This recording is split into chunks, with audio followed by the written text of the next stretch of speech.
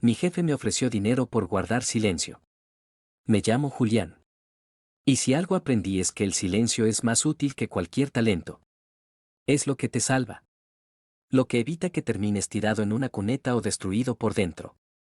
Desde chico lo supe, aunque no lo entendiera. Mi infancia no fue una tragedia de película, pero sí una de esas que te dejan cicatrices invisibles.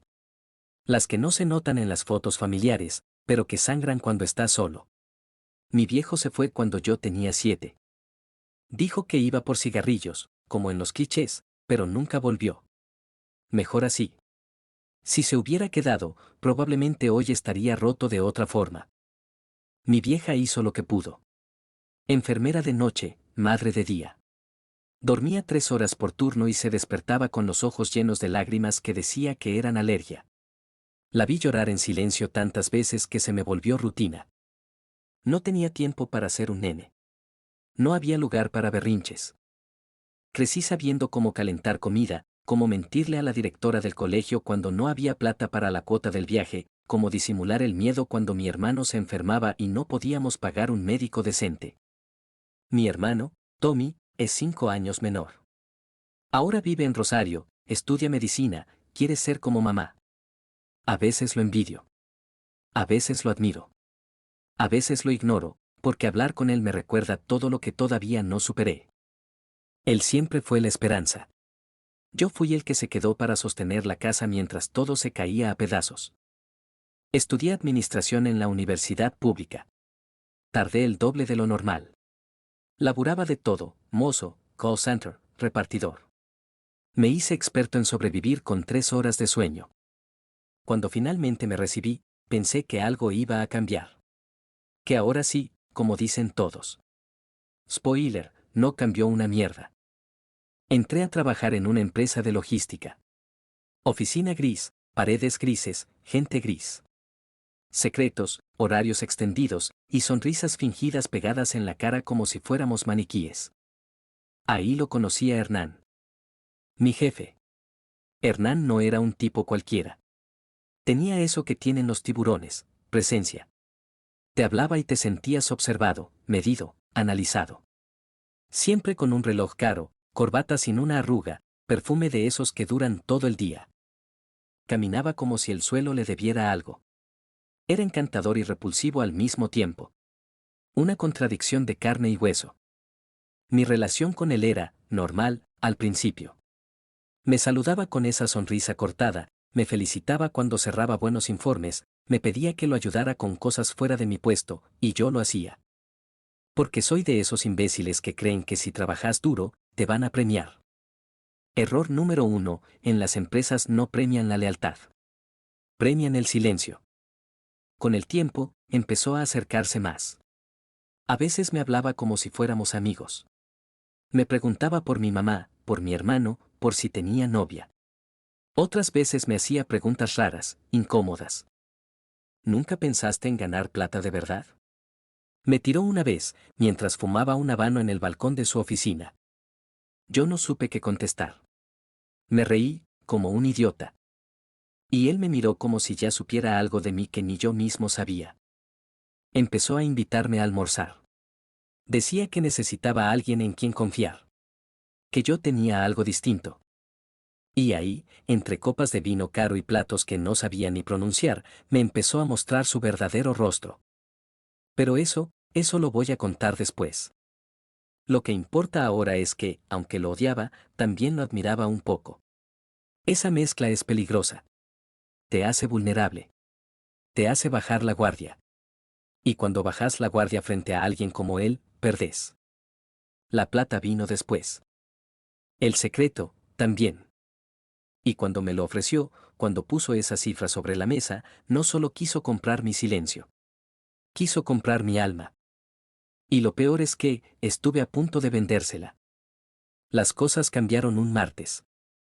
Porque los días en que todo se rompe no vienen con música de fondo ni señales celestiales. Vienen así, con un café mal hecho, el mismo ascensor que siempre tarda y un clima pegajoso que te pone de mal humor. Nada especial. Era tarde, cerca de las 9 de la noche. Me había quedado solo en la oficina porque Hernán me pidió unos informes de último momento. Nada nuevo. Lo hacía seguido, como si su tiempo valiera más que el de los demás. Igual, me convenía decir que sí. Siempre. Ya era de noche. Todo el piso estaba en silencio. Luces apagadas salvo por la de mi escritorio. Estaba por irme cuando noté que la luz de su oficina seguía encendida. Pensé que era raro. Él nunca se quedaba tan tarde, excepto cuando tenía reuniones con gente importante. Lo decía así. Nunca decía nombres. Me acerqué para dejarle los papeles y, sin querer, escuché voces. Bajé el paso. No era chusma, no me interesaba. Pero algo en el tono me hizo quedarme. Eran dos. Hernán y alguien más. No vi quién. Las persianas estaban medio cerradas, pero entre las rendijas se podía distinguir algo, movimiento rápido, tensión en el aire. Entonces escuché la palabra. Transporte ilegal. Que no quede ningún registro. Me congelé. No fue una suposición.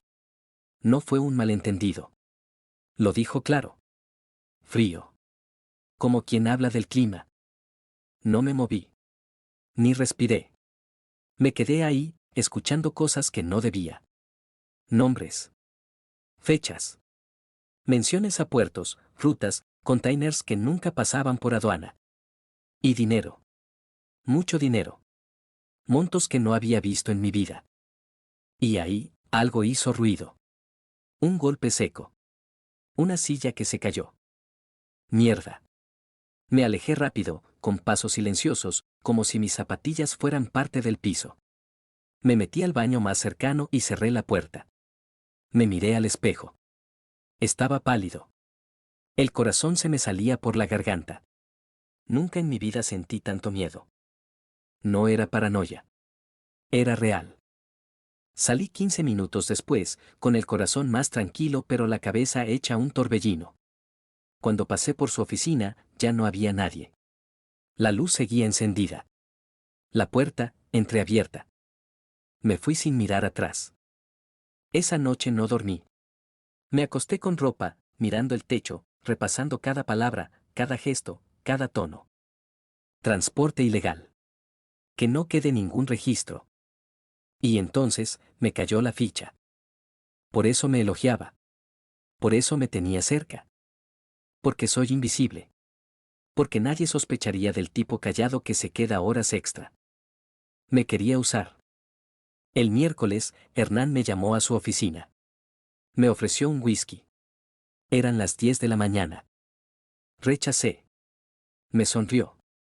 Esa sonrisa falsa, esa de ya sé lo que hiciste. Estás tenso, Julián. ¿Pasó algo? Mi garganta se secó. Lo miré. No. Todo bien. Me observó por un segundo que duró una eternidad. Luego se rió. Me gusta que seas reservado. Es importante en esta empresa. Y ahí supe que lo sabía. Que sabía que estuve ahí. Y que no me estaba preguntando si lo escuché. Me estaba advirtiendo. Lo que vino después fue peor. Al día siguiente, me llegó un mensaje. No al mail de la empresa. No al WhatsApp. Un mensaje de texto. Como en las películas. Subí al piso 9 a las 20. No traigas nada. No preguntes nada. Piso 9. Una planta vacía que la empresa usaba para almacenamiento. Nadie iba ahí. No tenía cámaras. Ningún motivo para estar encendido a esa hora. Y, sin embargo, cuando subí, estaba iluminado. Una sola luz, en el centro. Y él. Hernán.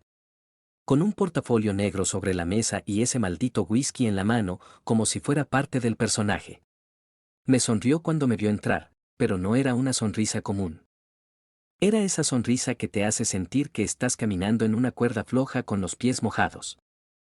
Cerrá la puerta, Julián. La cerré. ¿Sabes por qué estás acá? Preguntó sin mirarme, sirviéndose otra copa. No respondí. Te voy a ahorrar el esfuerzo de mentir. Sé que escuchaste. Sé cuándo, sé dónde, y sé por qué no dijiste nada. Me quedé quieto. Tenso. Él se acercó, dejando la copa sobre la mesa. Mira, pibe. Te lo voy a poner fácil. No quiero quilombos. No quiero traidores. Quiero soldados. Y vos tenés algo que me sirve, sos inteligente y sabés cuándo cerrar la boca. Abrió el portafolio. Billetes.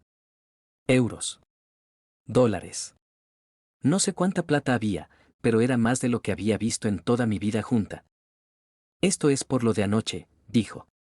Por hacerte el boludo. Por entender cómo funcionan las cosas. Tragué saliva. Me ardía la garganta. ¿Y si no lo agarro? Me miró. No se rió. No levantó la voz. No dijo ninguna amenaza directa. Entonces voy a tener que asumir que no sos un soldado. Y que quizás, sin querer, te volviste un problema. Hizo una pausa. Y Julián, yo soluciono los problemas. ¿Entendés? Entendí. La plata estaba ahí. Como un veneno con forma de salida. Como un contrato sin firma pero con sangre. Lo odié. A él. A mí. Al mundo. A todo. Pero mi vieja tenía una infección en la pierna que no sanaba. Mi hermano necesitaba pagar el alquiler. Yo apenas llegaba a fin de mes. Y ese hijo de puta lo sabía. Tomé el dinero. No porque sea cobarde. Sino porque, a veces, la valentía no te sirve si no podés alimentar a los que amás. Así me gusta, dijo, y me palmeó el hombro. Vas a empezar a trabajar más cerca mío. Tengo cosas que quiero enseñarte. No contesté. Cuando bajé del piso 9, ya no era el mismo.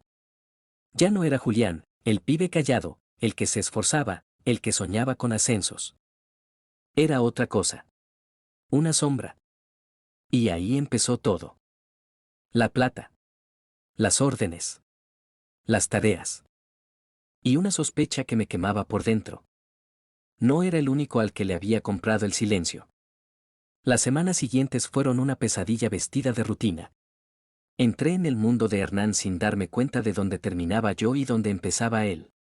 Las tareas que me daba eran sucias, oscuras, ilegales. Transporte fantasma, facturas truchas, llamadas a horarios en que solo los desesperados responden. Cada vez que entregaba un informe o hacía una gestión, sentía que me alejaba de la persona que fui. Pero la plata seguía entrando. Suficiente para que mi vieja pudiera pagar un tratamiento mejor y para que Tommy no tuviera que dormir en la pieza de 2x2 de mi vieja. Pero había algo peor que el miedo, la culpa. La culpa de saber que estaba manchando mi alma por dinero y que no podía detenerlo. Un día, casi al terminar la jornada, alguien llamó a mi oficina. Era Lara, la asistente de Hernán. Tenía esa mirada intensa que parece querer decir 1000 cosas sin hablar. Necesito hablar contigo, me dijo, sin rodeos. Sé lo que estás haciendo. No podía creerlo. ¿Cómo lo sabía? No entiendo, logré balbucear. Ella bajó la voz, miró a ambos lados y se acercó. No sos el único atrapado en esta mierda. Hay más gente, pero todos tienen miedo. Hernán tiene un control perfecto. Y lo peor, él juega con eso. Sentí un escalofrío recorrerme la espalda. ¿Por qué me decís esto? Pregunté. Porque vos sos distinto. Porque veo que no estás cómodo. Porque sé que podés hacer la diferencia. Lara era una bomba de tiempo. Ella tenía información. Mucha información. Y un plan. Tengo pruebas, dijo. Fotos, documentos. Pero necesitaba a alguien dentro, alguien que confiara. Me miró con una mezcla de miedo y esperanza. Si nos unimos, podemos tirarlo abajo. ¿Y si nos atrapan? Pregunté, con la voz quebrada. Entonces tendremos que pelear. Pero al menos no estaremos solos. La idea de rebelarme contra Hernán me aterraba, pero la idea de seguir en silencio me mataba por dentro. Y entonces apareció otra voz en mi cabeza, la de mi vieja, cansada pero orgullosa. Hijo, sé fuerte, pero sé justo. Esa noche, no dormí. No por miedo, sino por decisión. Tenía que elegir, ser parte de ese monstruo o ser el que lo destruya. Y lo peor era saber que cualquiera de las dos opciones me podía costar todo. Todo comenzó con una reunión clandestina en el estacionamiento del edificio. Había pocas luces, el frío mordía la piel y el silencio parecía esconder mil secretos. Lara llegó puntual, con una carpeta llena de documentos bajo el brazo. Esto es todo lo que pude juntar, dijo susurrando. Fotos, correos, grabaciones. Hernán está más conectado de lo que pensábamos, pero tiene un punto débil, sus egos y sus alianzas internas. Abrí la carpeta. Eran pruebas contundentes, pero el problema no era la evidencia. Era el riesgo. ¿Cómo entramos? Pregunté. Con cuidado, respondió ella. Yo manejo las comunicaciones internas, puedo acceder a sus correos y agendas. Pero necesito que vos hagas lo que nadie puede, pasar desapercibido, ganar su confianza, infiltrarte aún más.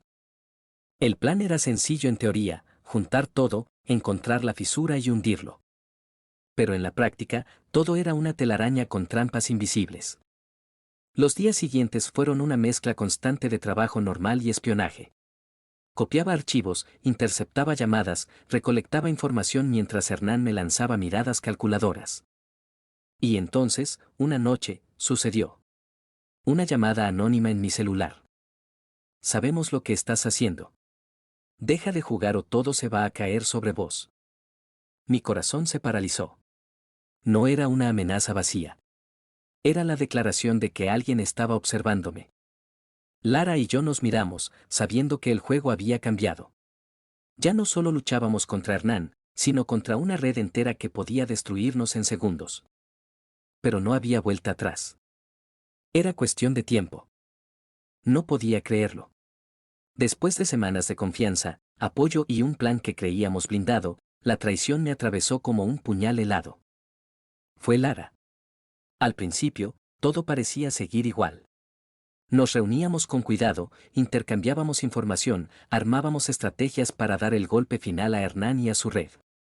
Pero una noche, cuando salí a la calle tras nuestra última reunión, sentí una presencia. Como si alguien me estuviera siguiendo. Y entonces, el teléfono sonó. ¿Querés saber quién sos en realidad? Dijo una voz fría, sin emociones. Lara no es la aliada que crees. Es parte de esto desde el principio. Mi mundo se desmoronó en segundos. Intenté comunicarme con ella, pero sus mensajes desaparecieron. Su teléfono estaba apagado. La carpeta con todas las pruebas también. Hernán sabía todo. Cada paso que di, cada movimiento que intenté. Era un juego que él manejaba desde antes de que yo llegara. La traición no solo era personal, era una cadena que me ataba a un destino oscuro. Intenté hablar con mi hermano, con mi vieja, pero el miedo ya los había atrapado a ellos también. Ya no era solo mi vida la que estaba en juego. Era la de todos los que amaba. Y Hernán apareció. No con gritos, ni amenazas directas, sino con una calma letal. Pensaste que eras más listo que yo, Julián, dijo mientras me miraba a los ojos. Pero vos sos solo un peón en mi tablero. Y yo soy el que mueve las piezas. Me dejó con una elección cruel. O te unes a mí sin condiciones, o desapareces. No había salida. Sentí que mi alma se rompía en mil pedazos. Pero una pequeña voz interna, apenas un susurro, me gritaba que aún había algo por hacer. Que la lucha no terminaba. Que a veces, para ganar, primero hay que caer. Después de la reunión con Hernán, todo se derrumbó. Me convertí en un fantasma dentro de la empresa. Sin amigos, sin aliados, sin esperanza. Cada mirada era una acusación, cada paso una trampa. La paranoia se volvió mi sombra, y la culpa, un peso insoportable. Mi vieja llamó una noche. Su voz quebrada, el llanto contenido. Julián, hijo, ¿estás bien? No, vieja, respondí, con la voz rota. No sé quién soy ya. Ni quién quiero ser. La soledad me aplastaba. El dinero que una vez fue un alivio ahora era un grillete. Pero fue en esa oscuridad absoluta donde algo dentro mío cambió. Una chispa. Una rabia contenida. Una promesa silenciosa. Porque no podía dejar que Hernán ganara. No podía dejar que destruyera todo lo que amaba. No podía dejar que esa traición fuera el final. Empecé a juntar fuerzas, a planear en secreto. A encontrar grietas en su imperio que él mismo no veía. Sabía que cualquier paso en falso podía costarme todo, incluso la vida. Pero ya no importaba. Me había caído, sí. Pero no me había roto. Era solo el comienzo de una guerra. El aire estaba cargado de electricidad aquella noche. Sabía que Hernán esperaba que me rindiera, que aceptara la derrota sin luchar. Pero yo había elegido otro camino, el de la resistencia hasta el final. Con pruebas en mano, contactos secretamente aliados y la determinación que me mantenía en pie, puse en marcha el plan que había estado gestando en las sombras. Invité a Hernán a una reunión privada, en el mismo lugar donde todo había comenzado. La oficina con ventanas que daban al vacío, testigos mudos de tantas decisiones. Cuando llegó, su sonrisa era fría, confiada. Pensé que ya te habías rendido, dijo, mirando con desprecio. Nunca subestimes a quien ha tocado fondo, respondí, con la voz firme. Saqué el dispositivo donde guardaba las pruebas. Fotos, audios, documentos que exponían sus crímenes y las mentiras que mantenía en pie su imperio. Él intentó interrumpirme, amenazarme, pero esta vez no había miedo, solo la fuerza de la verdad. Antes de que pudiera reaccionar, hice una llamada a la policía y a los medios, que ya tenían órdenes de llegar en minutos. La sorpresa se reflejó en su rostro, pero era demasiado tarde. Cuando los oficiales entraron, Hernán se quedó inmóvil, sabiendo que había perdido. En ese momento, sentí que no solo había salvado mi vida, sino también la dignidad de todos los que creyeron en mí, incluso cuando yo dudaba. Salí de esa oficina con las manos temblando, pero el pecho inflado de orgullo. La batalla había sido dura, pero la guerra interna que libré conmigo mismo era la verdadera victoria. Y aunque el camino por delante era incierto, sabía que por primera vez, el silencio ya no era una opción.